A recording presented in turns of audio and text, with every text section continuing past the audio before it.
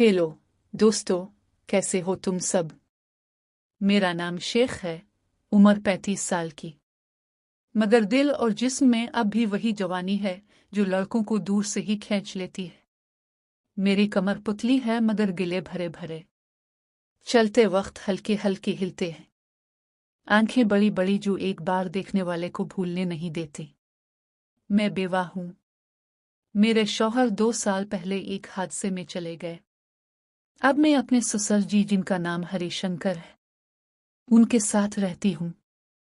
वो मेरे लिए बाप जैसे हैं, दोस्त जैसे हैं, और कभी कभी ऐसे लगते हैं जैसे दिल के और भी करीब हूँ। आज मैं तुम्हें अपनी एक ऐसी कहानी सुनाती हूँ जो बस के सफर में पेश आए।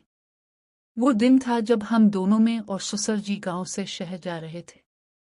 रिश्तेदार की शादी थी। बस पुरानी सी सरकारी थी। सेटिंग टूटी फूटी। लोग एक दूसरे से सट कर बैठते थे। सफर लंबा था, 10-12 घंटे का। पहाड़ी रास्ता, बस आहिस्ता आहिस्ता चलती थी। मैंने लाल रंग की साड़ी पहनी थी जो मेरे जिस्म पर खूब जचती थी। ससुर जी ने कुर्ता पाजामा पहना हुआ था। सादा मगर जिस्म मजबूत। उम्र 60 के करीब मगर काम से बना हुआ जिस्म अब भी कसा हुआ था। बस से टुन पर पहुंचे चढ़े। सीटें भरी हुई थीं मगर हमें 2 सीटें मिल गईं। साइड वाली में खिड़की वाली पर बैठी। ससुर जी मेरे बगल में बस चली। बाहर पहाड़ हरे भरे। ठंडी हुआ आ रही थी। मैंने कहा, ससुर जी सफर लंबा है, थकावट ना हो जाए। वो मुस्कुराए, बोले, बेटी फिक्र ना कर, मैं तेरे साथ हूं। थकावट लगे तो मेरे कंधे पर सर रख लेना। ये सुनकर दिल में एक हल्की सी हलचल हुई। अच्छा भी लगा मगर थोड़ा अजीब भी। बस चलती रही। हम बातें करते रहे। उन्होंने पूछा, बेटी आजकल कैसी है, घर में अकेलापन तो नहीं लगता। मैंने कहा, नहीं ससुर जी, अब तो है ना, मगर रातें कभी कभी लंबी लगती है, नींद नहीं आती। वो बोले, मुझे भी लगती है मगर हम दोनों एक दूसरे के सहारे हैं। कभी जरूरत पड़े तो बता देना, मैं सब संभाल लूंगा।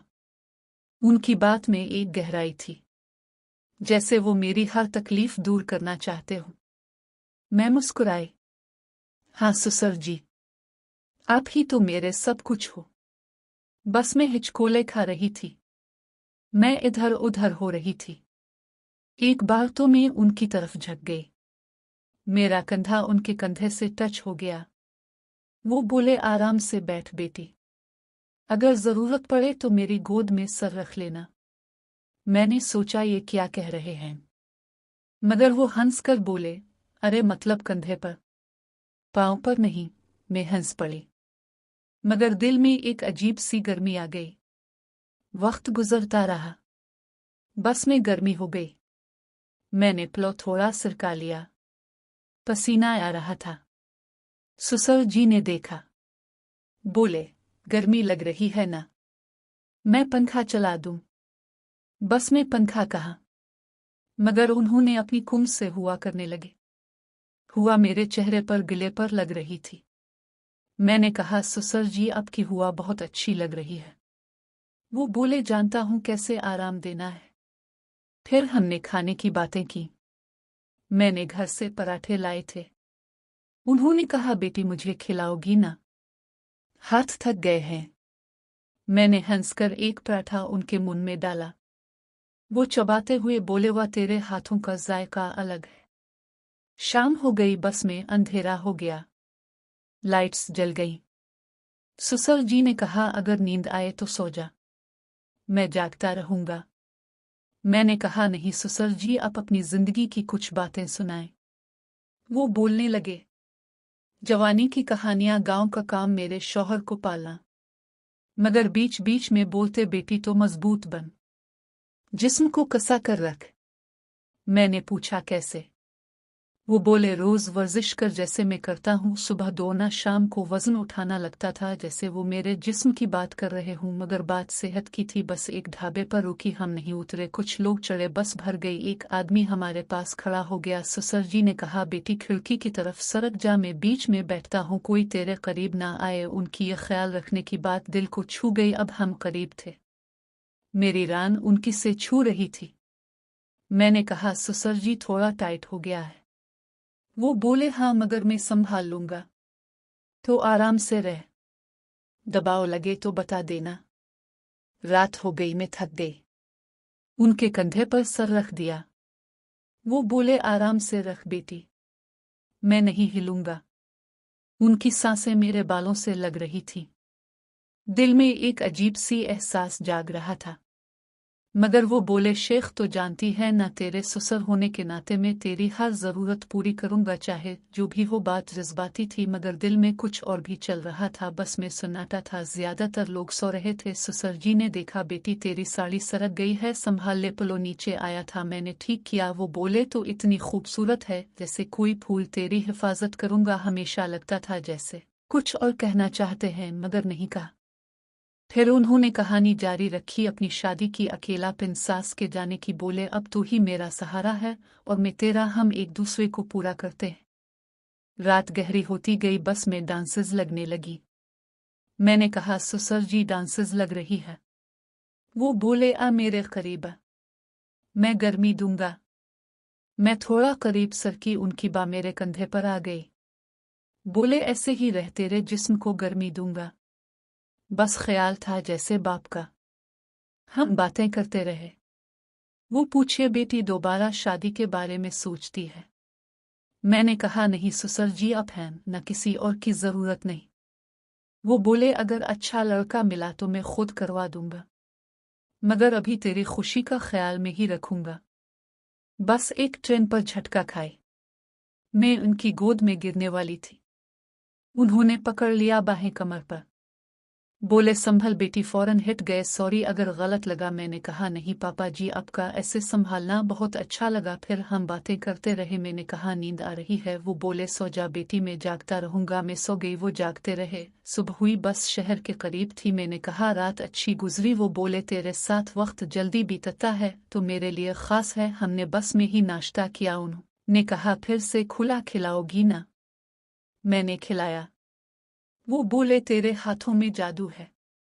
शहर पहुंचे, उतरे, ऑटो लिया, रिश्तेदार के घर पहुंचे, कमरा मिला, 2 बेड। शादी थी, तैयारी करनी थी, मगर दिल में बस की वो रात घूम रही थी। ससुर जी की ख्याल रखने वाली बातें, करीब आना, हाथों का लगना, सब कुछ एक अजीब सी गर्मी दे रहा था। ये कहानी अभी जारी है। क्या होगा आगे, ये अगले पार्ट में बताऊंगी, तो बने रहना हमारे साथ। शहर पहुंचकर हम रिश्तेदार के घर आए। शादी का माहौल था, सब तैयारियों में मशगूल। हमें एक छोटा सा कमरा मिला जिसमें 2 बेड थे। थोड़ी सी थकावट बदनी थी मगर दिल में बस की वो रात की यादें अब भी गर्म थी। ससुर जी ने मेरा सामान उठाया। बोले, बेटी तो आराम से चल, मैं सब संभाल लूंगा। मैंने मुस्कुराकर सर हिलाया। कमरे में जाकर साड़ी बदली, नहाने का इरादा किया। ससुर जी बोले, शेख पहले तो नहा ले, मैं बाहर घूम आता हूँ, अगर पानी गर्म ना हो तो बता देना, गीजर चेक कर लूंगा। उनकी ये ख्याल रखने वाली बात हमेशा की तरह थी मगर आज कुछ अलग लग रही थी, जैसे उनकी निगाहों में एक गहरी चमक हो। नहाते वक्त दिल में ख्याल आया कि क्या ससुर जी वाकई सिर्फ बाप जैसे हैं या दिल में कुछ और भी है, मगर मैंने ज्यादा नहीं सोचा। तैयार हुई, शाम को शादी में गए, मौसीकी बज रही थी, डांस हो रहा था। ससुर जी ने मुझे देखा। बोले, बेटी तो आज बहुत चमक रही है, चल थोड़ा डांस करें। मैं हंस पड़ी, उनके साथ थोड़ा नाचा। भीड़ में हमारा हाथ छूट गया। वो बोले, आराम से, मैं पकड़ लूंगा तुझे। रात देर तक चली। वापस कमरे में आए, थके हुए बिस्तर पर लेट गए। ससुर जी ने कहा, शेख अगर डांसेस लगे तो मेरे बेड पर आ जाना। मैंने मुस्कुराकर कहा, सर जी अब सो जाएं, कल वापसी का सफर है। मगर सोए नहीं। रात के 2 बजे ससुर जी उठे। कमरे में मध्यम रोशनी थी। वो मेरे बेड के करीब आए। आहिस्ता से बोले, बेटी नींद नहीं आ रही। मैं उठी, दिल धड़क रहा था। कहा, नहीं ससुर जी, अब क्यों जाग रहे हैं? वो मेरे करीब बैठ गए, हाथ मेरे हाथ पर रखा। बोले, शेख, आज बस में जो हुआ वो सब कुछ मुझे लगता है हमारे दरमियान कुछ और है। तो मेरी बेटी है, मगर दिल कहता है कि तो मेरी जिंदगी का वो हिस्सा है जो खो गया था। मैं खामोश रही। उनकी उंगलियां मेरे हाथ पर फिर रही थीं, गर्म थी। मैंने कहा, ससुर जी, अब मेरे लिए सब कुछ है, मगर ये क्या हो रहा है? वो बोले, बेटी, मैं तुझे तकलीफ नहीं देना चाहता, मगर ये अकेलापन बहुत भारी है, तेरा भी मेरा भी। अगर हम एक दूसरे का सहारा बने तो क्या गलत है? उनकी बातों में एक दर्द था, एक ख्वाहिश थी। मैंने आंखें झुका ले। दिल में तूफान था। वो आहिस्ता से करीब आए, मेरे माथे पर हाथ रखा, फिर गले लगाया। मैंने रोका नहीं। उनकी बाहों में सुकून मिला। वो बोले, शेख, अगर तुझे बुरा लगे तो कह देना, मैं पीछे हट जाऊंगा। मगर मैं खामोश रही। उन्होंने मेरे गाल पर हाथ फेरा, आहिस्ता से होंठ मेरे होठों पर रखे। एक नरम बोसा, दिल कांप उठा। मैंने आंखें बंद कर ले। वो आहिस्ता आहिस्ता मेरे जिस्म को छूने लगे, नरमी से, प्यार से, जैसे कोई बाप नहीं, कोई आशिक साड़ी का पलो सिरका। उनकी उंगलियां मेरी कमर पर, रानों पर। मैं मदहोश होती चली गई। वो बोले, बेटी तो बहुत खूबसूरत है, तेरी हिफाजत करूंगा हमेशा। फिर वो मुझे अपने बेड पर ले गए। कपड़े आहिस्ता आहिस्ता उतारे, जिसमें एक दूसरे से मिला। इनकी ताकत, उनका तजर्बा, सब कुछ मुझे सुकून दे रहा था। हर हरकत में एक गहरी मोहब्बत थी, एक छपी हुई हवस थी। मैंने उनके कान में सरगोशी की सरजी। ये गलत है, मगर मुझे अच्छा लग रहा है। वो बोले, बेटी, ये हमारा राज है, हम दोनों का कोई नहीं जानेगा। रात गहरी होती गई। हम एक दूसरे में खो गए। लज्जत की लहरें उठी, सुकून मिला, जैसे बरसों का अकेलापन खत्म हो गया।